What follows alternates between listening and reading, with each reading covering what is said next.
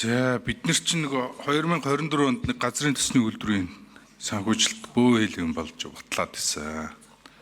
Тэгээ одоо 2026 2027 онд ашиглалтанд орноо яг таг гэд амлаад байсан. Тэгээ одоо газрын төсний их үүсвэр нь байхгүй байгаа шүү дээ. Ямар ч их үүсвэр байхгүй үйлдвэр ирээд идэг. Чуулган дээр их хурлын гишүүдүүд яг газар дээр нь очиод танилцсаар бол худлаа танилцуулга өгөөд байгаа шүү дээ. Одоо тэгээд их үүсвэргүй газрын төсний үйлдвэр бариад байгаа. Тэгээ энэ газрын төсний үйлдвэрийн их үүсвэр байгаа мó байхгүй мó? Одоо зүүн бүсийн гишүүд энэ хууль санаачилж байгаа гишүүд маань яг энэ дэр нэг тайлбар өгөөч. Яг бодит байдал дээр.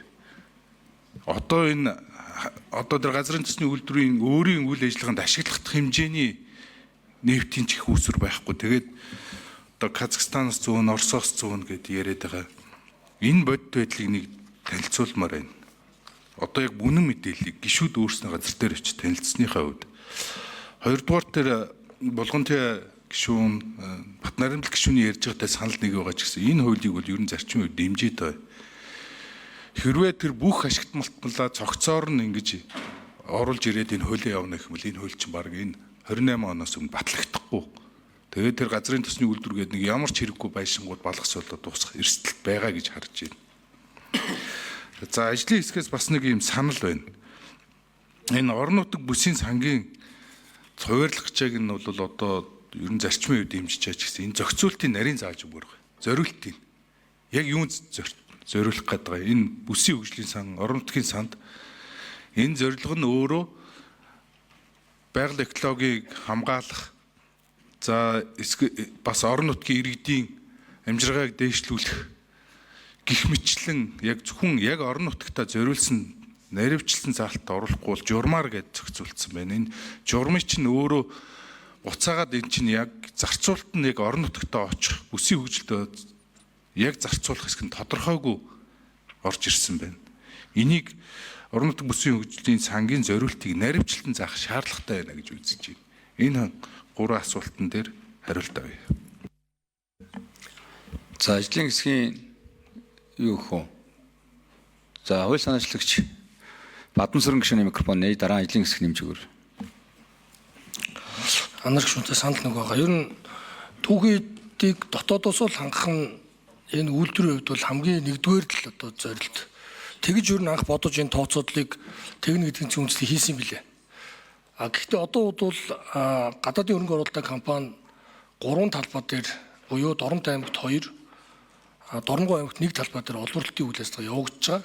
Гэхдээ энэ хэмжээ бол жил иргэдсэн одоо буурж байгаа. Яагаад буурж байгаа гэхээр шинээр нэмж хөрөнгө оруулалт хийх үе шинээр нэмж өрөмдлөг хайгуулын ажил бол хийгдэхгүй байгаа.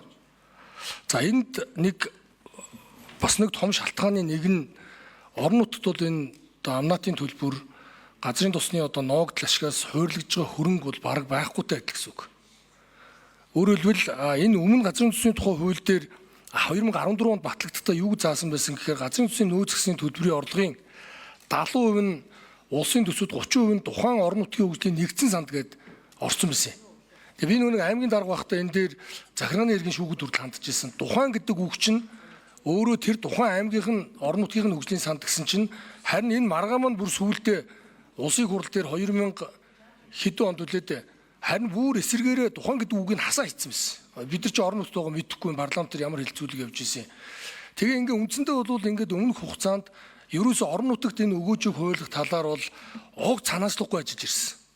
Одоо энэ засгийн газрын хөгжөө саналж гисэн адилхан. Тэгээ үйлдвэр 28 онд ашиглалтанд орно гэдэг. Цааш дотоодын эдийн засгийн аюулгүй байдлаа хангана гэдэг. Энэ дэр ерөөсөө энэ орж ирэхгүй байгаа учраас ядаа зүүн бүс говийн бүсээ сонгосон гишүүд энийг оруулж ирж байгаа. Тэгээд энэ бол дэмж хэсэг нь бол байнгын орооны л асуудал. Бид нар бол үүргээ биелүүлж байгаа.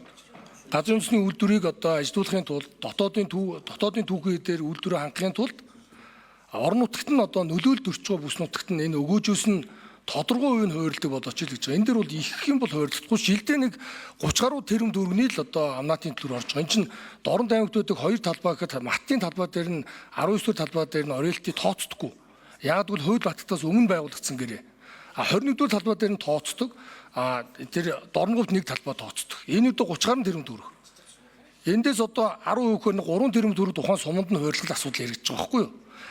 Жилдээ бол 200 гаруй тэрэм төгрөг засгийн газрын одоо ноогдол ашиг буюу бүтээгдэхүүн гэрээний дагуу 200 гаруй тэрбум төгрөг орж байгаа. Энээс орон нутагт нэг ч төгрөг хуваарлагддаггүй. Тийм учраас хамгийн их нөлөөлөлд өрчөө бүс нутагтаа энийг хуваарлахгүй байж иж энийг орон нутаг дэмжихгүй байна гэдэг бол угаасаа ягаад боломжгүй зүйл. Бүхэл улс оронд энд нөөцийн төлбөрийн орлогоос нь тодорхой хувийг тухайн нөлөөлөлд өрчөө бүс нутагтаа хуурдаг имиж ишгтэй мэл. Тэгээ энийг одоо яг нь орон нутагт бид нар чинь ингээд дунд нь байсан учраас хамгийн сайн ойлгоод байгаа учраас та бүхэнд ойлгуулах гал ингээл одоо олон талаас нь тайлбарлаад байгаа маа. Тэгээ та бүхэн энийг ажлын хэсэг нэмэлт өгөх үү? За нэмэлт 6 дугаар ажлын хэсгийн 6 дугаар микрофон нэмж. За ажил төр эрс байдлын оны газрын тосны бодлогын газрын дарга ашиглалаа. Монгол улс геологийн 333 сая тонн нөөцтэй үүнээс ашиглалтын баталгаат нөөц 43 сая гэж одоо батлуулсан эрдэс байдлын мэрэгжлийн зөвлөлөөр нөөцт хүлээж авсан. За 98 оноос 2025 оны хооронд бол бид нар 12 сая тонныг олборлоод экспорт нь гаргаж улсын төсөвтний 3 орчим их найт төгрөгийн орлого оруулсан байд. За үлдэгдэл ашиглалтын баталгаат нөөц бол одоо 31 сая тонн байна. Үүнийг хэрхэн үр ашигтай олборлох вэ? Үйлдвэрийг хэрхэн нөөцөөр хангах вэ гэдэг бол орон нутгийн дэмжлэгээс шууд хамааралтай байдаг. Олборлтыг хэрхэн нэмэгдүүлэх вэ гэдэг асуудал дээр орон нутгийн иргэдийн дэмжлэг маш их шаардлагатай байдаг. Энэ утгаар нь бид нар уг одоо санаачилсан хуулийн төслийг салбарын хувьд бол дэмжиж саналаа өгсөн. Засгийн газрын байр суурийг бол түрүүн алтан бичгээр тодорхой дурдсан байна. За нар гишүүн нэмэлт тодруулах 1 минут. За энэ хууль санаагчлагчийн зүгээс тайлбарлаж байгаа 200 тэрбум жилд улсын төсөвт бүрдүүлдэг юм байна. Тэгээд сая ойлгосноор бол нэг ч төгрөгийг орон нутагт нь тавьдгүй гэж хариуллаа зөв үү? Тэгэхээр нэг ч төгрөг тавихгүй байгаа юм бол орон нутаг нь яагаад өөрсдийн газар нутгаа ашиглуулахыг зөвшөөрөх юм? Тэгэхээр одоо энэ хуулийн өөрчлөлт орсноороо энэ хандлага наашлах юм уу? За дараагийн асуулт нь дамжны юм сайдаас асууя.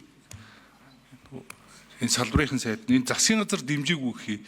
Та болохоор олон нийт хэвлэлээр өөр байр суурь яриад байгаа.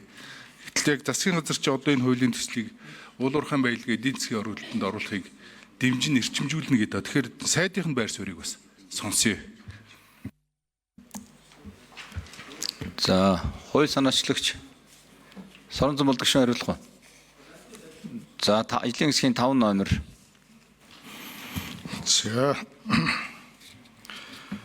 манай энэ олборлох салбар гэж нэрлэдэг юм да. Газрын тос уул уурхайн салбарт олборлолтыг одоо олж байгаа орлогоос тухайн орон нутагт нь энэ ашигт малтмлын нөөц ашигласны төлбөр газрын тосны усуудын орж ирж байгаа төлбөрөөс орон нутагт өгөхийн зарчим бол зөв гэж үзэж байгаа. Манай яамны санал бол. Гэхдээ засгийн газрын шийдвэр бол засгийн газраараа гардаг. Засгийн газрын одоо төлөөлж байгаа учраас би бол одоо хэд яамныхаа байр суурийг хэллээ. Гэхдээ засгийн газрын шийдвэр бол одоо энийг дэмжихгүй гэдгээр гарсан. Ер нь орон нутагт байгаа энэ уул уурхай энэ газрын тосны салбарын эсэргүүцлийн одоо гол суурь нь бол орон нутагтаа юм хуваарлагддаггүй байгаатай холбоотой байхгүй юу? Тэгэхээр одоо шинээр орж ирж байгаа энэний дараа хэлэлцэгдэх ашигт малтмлын тухай хуулийн хамгийн том өөрчлөлтүүдийн нэг ч гэсэн энэ байгаа. Хариуцлагатай аж ахуйн нэгжүүдийн үйл ажиллагааг дэмжиж хамтарч ажиллаж байвал амнаатаас өгдөг байя гэж.